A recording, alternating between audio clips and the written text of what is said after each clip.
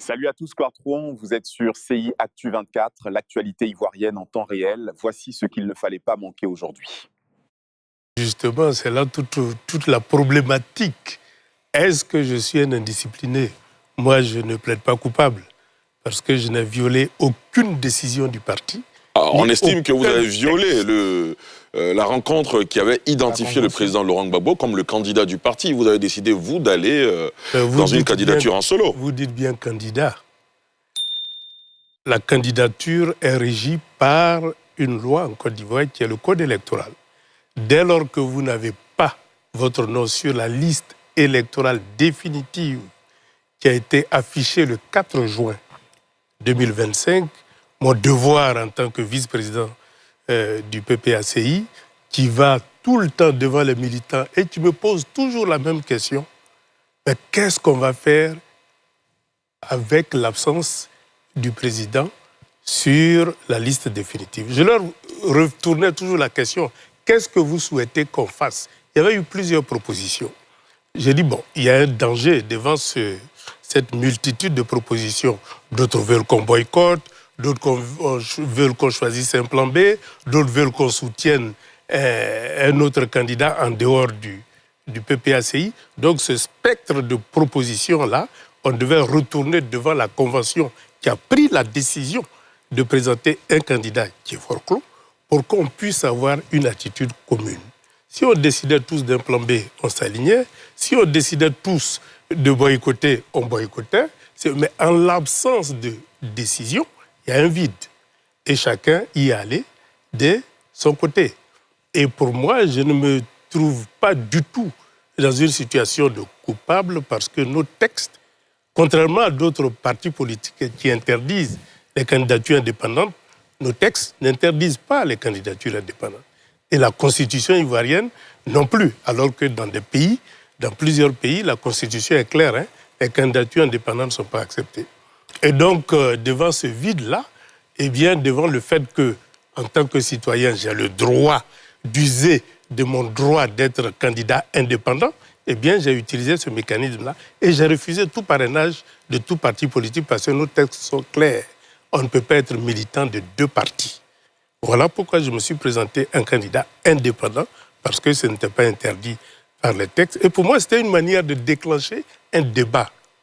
Parce qu'en 2030, on peut se retrouver devant la même situation.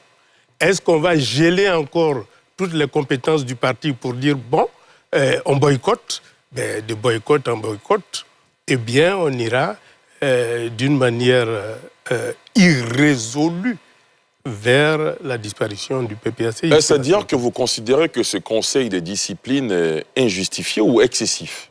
Non, pour moi, le problème n'est pas disciplinaire, c'est un problème politique.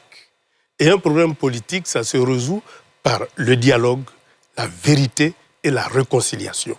Donc moi, c'est cette voie-là que j'emprunte pour que le dialogue ait lieu et qu'on puisse se dire les vérités, c'est-à-dire le manquement pendant cette période-là où on devait convoquer la convention du parti pour prendre une nouvelle décision consensuelle.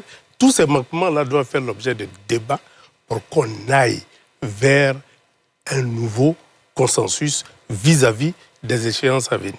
Docteur Bongo? Non, vous avez dit, oui, la Constitution vous donne le droit d'être candidat, donc de façon indépendante, citoyen, oui, mais la question de la discipline dans un parti politique, elle se pose. Parce que si dans un parti politique, tout le monde se lève et chacun fait ce qu'il veut, on n'est plus un parti politique.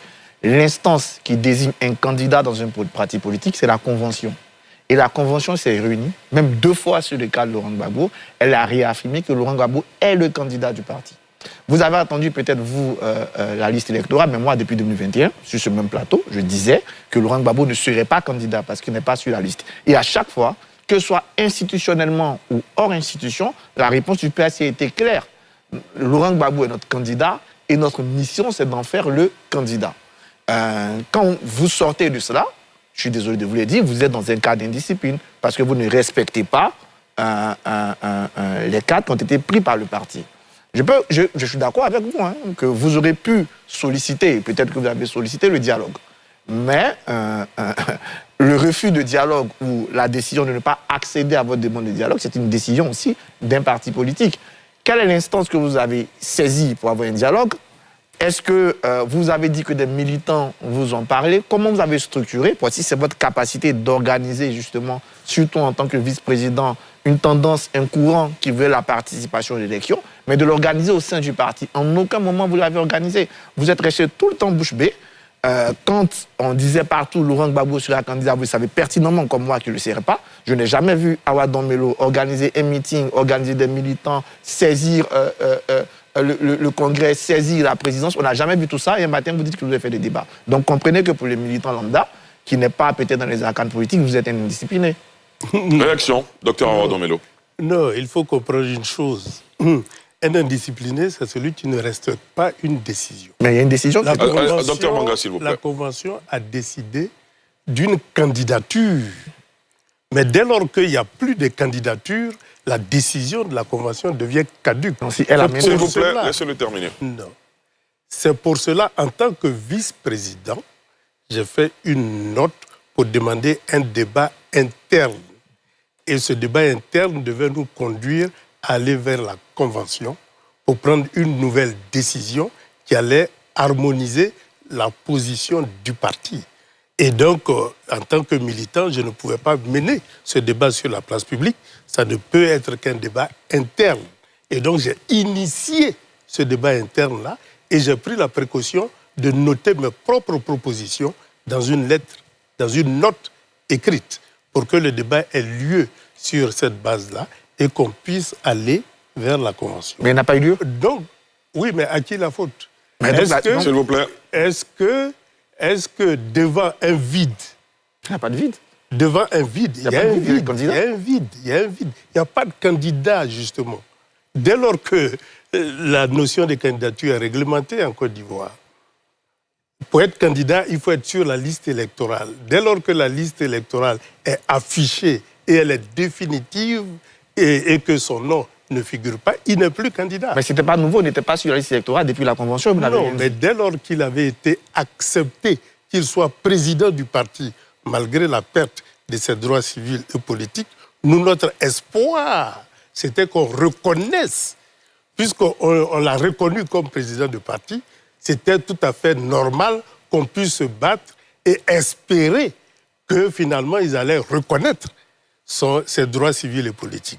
Dès lors que la liste électorale définitive est sortie, qu'il n'y avait pas ces droits, il est bien évident qu'un parti responsable convoque les instances pour dire est-ce qu'il faut un plan B, est-ce qu'il faut boycotter ou il faut soutenir notre candidat, c'est tout. Très bien. Docteur François Conan. Oui, Monsieur le ministre, les Ivoiriens pensent que l'indiscipline vous colle à la peau parce que en 1997, vous avez créé le FPI Renaissance. Ah, vous remontez bien loin. Oui. Et alors, donc, à chaque fois, vous contextez souvent les décisions de la direction. Qu'est-ce que vous répondez à ces Ivoiriens qui pensent que non, ce n'est pas un fait factuel, nouveau, et qu'il y a longtemps que vous êtes dans ce chemin-là? Non, heureusement que j'ai contesté. Parce qu'aujourd'hui, ce que j'avais proposé et qui avait été refusé, c'est ce qui constitue aujourd'hui le programme du PPACI. Et donc, heureusement, et que ce débat-là, il fallait le mener et il fallait maintenir une position simple et claire. Je suis contre le fait qu'il n'y ait pas de contre-pouvoir dans un parti politique, puisqu'on avait diminué les pouvoirs du comité de contrôle.